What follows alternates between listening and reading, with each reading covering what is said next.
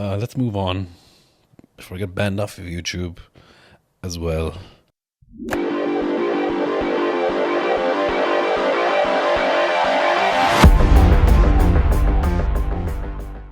Hey guys, welcome back to the channel. Thank you all for being here. Thanks to all the new subscribers. If you haven't subscribed yet, please subscribe and we can knock out more of these cool videos.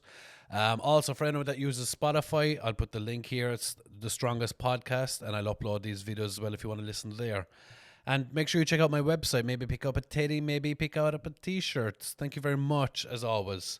So, guys, we're just going to do some comments again today because it's fun, and why the fuck not? So, the first comment I'm going to look at today is a genius. We have a genius over here on level 5.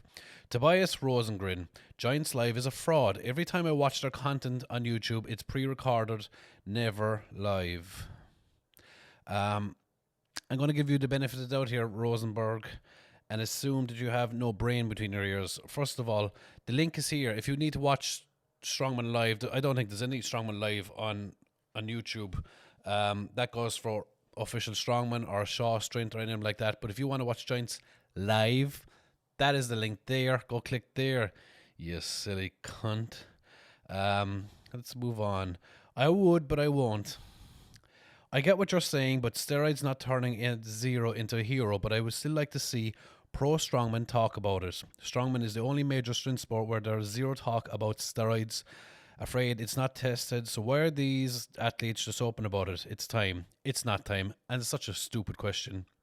First of all, okay, let's go down to your stupid comment. I get what you're saying about steroids. I'd like to see strongman is the only major strength sport where there's zero talk about steroids. So you're telling me, let's look at the other strength sports like weightlifting, Olympic weightlifting, wrestling, powerlifting. I don't see anyone talking about steroids and those things. So why would strongman? Plus, imagine you have the likes of Thor or Eddie Hall or any of these guys openly talking about their steroid use. If they use steroids, we don't know if they take steroids. They've never openly said that. But if they did openly talk about taking steroids, can you imagine the impact that would have on 13 or 14 or 15-year-olds and 16-year-olds who would look up to these guys as icons to them? If one of those guys came out and said, I take a bottle of test a week, I take a bottle of train a week, that young fella will do exactly as it says on the tin. So it's fucking stupid. And while we're on the subject, any strongman that I see speaking about their cycles online drives me nuts. I think it's the most stupid thing you can do. You think you're being all honest and open, talking about your steroid usage. You look like an idiot. Can I just say that? Because it's so stupid, because you never know who's watching your videos or who looks up to you or what 12-year-old or 15 or 16 or 17-year-old looks up to you, and you're blabbing about illegal banned substances. Shut the fuck up, please. Moving on. Steve8920. I'll keep it short this time. Oh, this is the guy from last video that had the big long message. Thoughts on Tom Stoltman's injury and his decision to concentrate on 2025. Personally, the right decision. Mental health plays a huge part, and let's not forget he has autism, so things will affect him differently to others.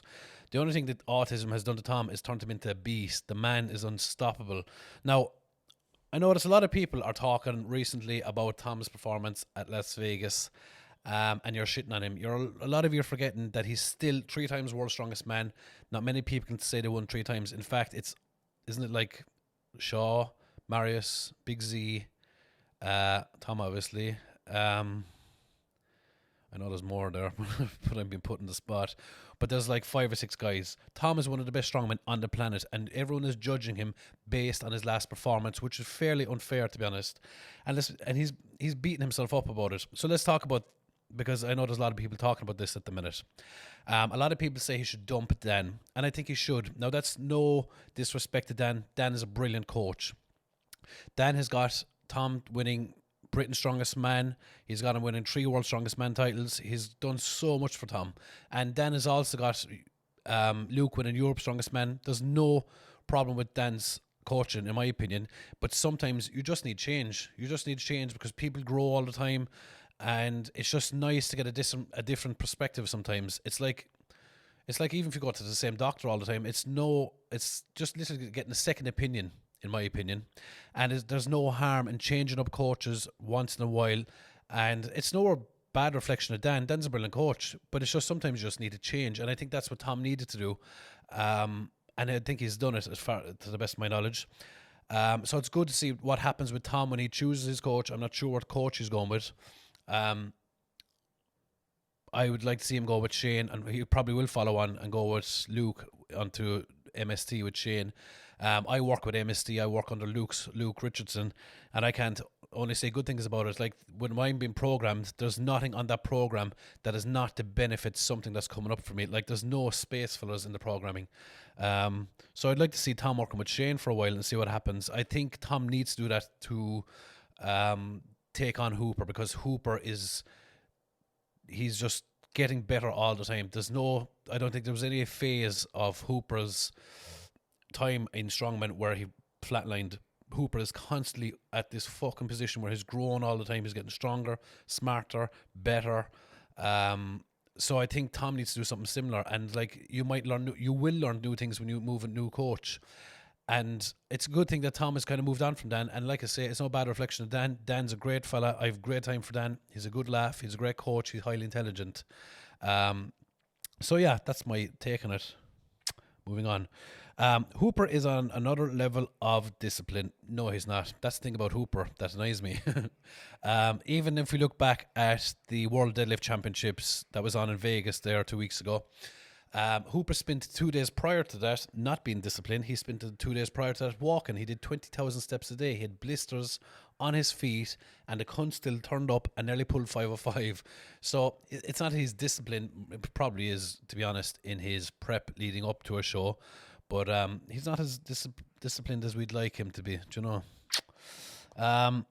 The way they mistreated Thor is enough for me to hate them, to be honest. They need to recognise his lift and apologise. What what are they apologizing for? Like let's be honest here. Thor opened up this can of worms when he started going on his stories on Instagram and talking about what happened at World's Strongest Men in 2017. So it was Thor that started it. So don't start where you can't finish is what my grandmother used to say. And they need to recognize. You can't recognize it when it's not a competition lift. No one is ever going to recognize Thor's lift as a competition lift. We can recognize it as the heaviest deadlift ever, but as for a competition lift, it ain't. We're not going to recognize it. I certainly wouldn't recognize it as a competition lift when it wasn't done in competition. So, and apologize for reacting to his. He started it. Moving on, Guinness World Records are a joke. I was actually going to just talk about this. Guinness World Records are a joke. They shouldn't carry any credibility with anyone. It's not that Guinness World Records are a joke, but Guinness World Records at the end of the day is a business. And the Environment Thor said he was going to break the world record in his own gym. Of course, Guinness World Records are going to jump in this because Thor is a high-profile athlete. He'd be breaking the world record in the deadlift. There was already so much noise about this. So, of course, Guinness World Records are going to jump on this and put it in their book to help sell books. This wasn't to benefit anyone else, only themselves. And like that, it's not that they're a joke. It's just Guinness World Records jumping on this was literally only to benefit them. So, there you go with the Guinness World Records. Colin Bryce has the same know-how in strongman like my little sister in space travelling.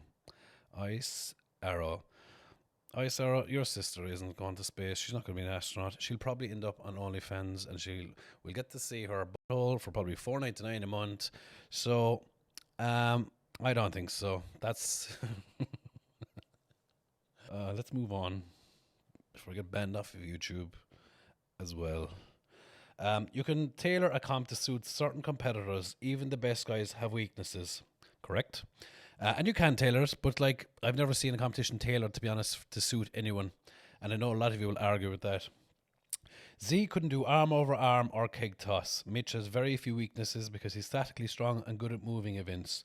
You said there, Z couldn't do arm over arm or keg toss. Well, let me remind you, and I'll put a video here. Big Z had the world record in keg toss. He fired 6 kegs, beating Thor and a couple of other decent guys at competition in a time of like 15 seconds and something. Big Z was an animal at keg toss.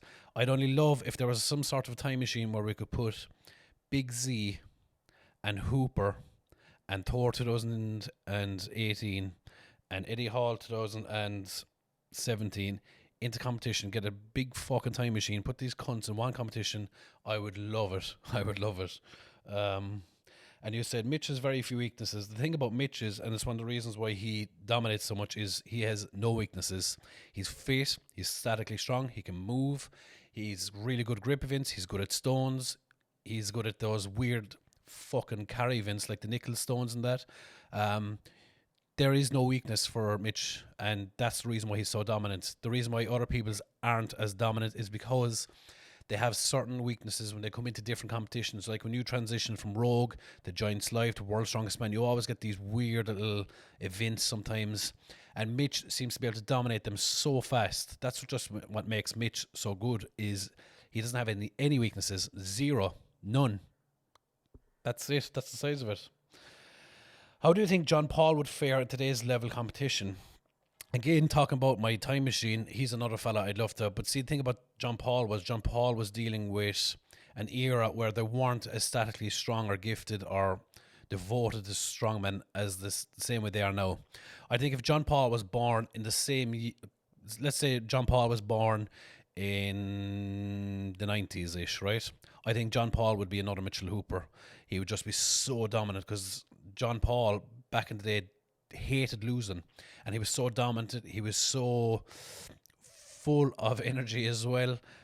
He was really strong. He was so statically strong, and he was a smaller strongman then as well. He wasn't as bulky as the other lads. He was fit, and he just had the desire to win every competition the same way Hooper does. So I think John Paul would be very close mark of what Mitchell Hooper is. And it'd be great if we could throw him into that time machine and bring him back for this competition as well. Which current strongman would make the best bodybuilder? I would have to say Graham Hicks, and I've asked Graham Hicks to focus on a bodybuilding competition sometime. I don't know if any of you have seen him in like a pair of shorts or something like that. He has the muscle bellies, and like I've seen a couple of professional bodybuilders in their off season.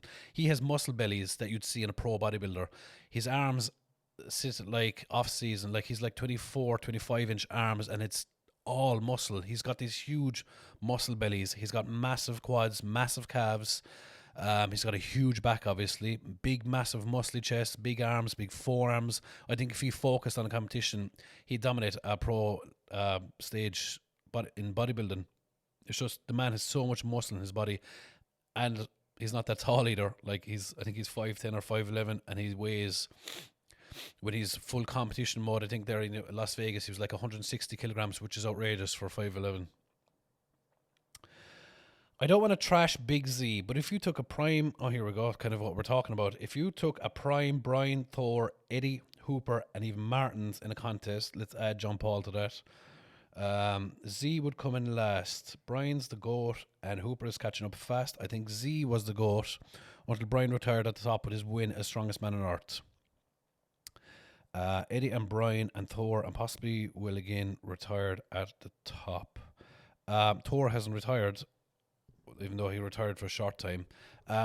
If you were to put all those guys in the field, I know it's event dependent, but as I said before, Hooper doesn't have any weaknesses, so it doesn't matter what event you put in there.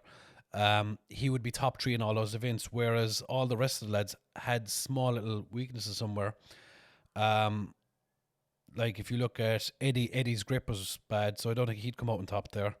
Thor was fairly dominant as well back in 2018. I don't think he had much weaknesses. Brian, don't think Brian had much weaknesses either. Again, it would just depend. Like I know that Hooper can statically outlift the most of them guys. Like even if you put in a max log, Big Z would probably come out on top. Hooper would come in second. If you put in Axel, Hooper come out on top, you know. It's just so hard to say. We literally have to put the competition on and see what happens. And until we get sorted out a time machine, that is all we're left with. So there we go, guys. That's another bunch of comments chatted about. I hope you enjoyed it. If you want to feature on this, make sure you comment on this video, because I'll always reflect on the last video I put up to comment on the comments. So comment this video, like, subscribe, please share it with your friends, and I would much appreciate it. Thank you all. I hope you have a great weekend. I will see you later.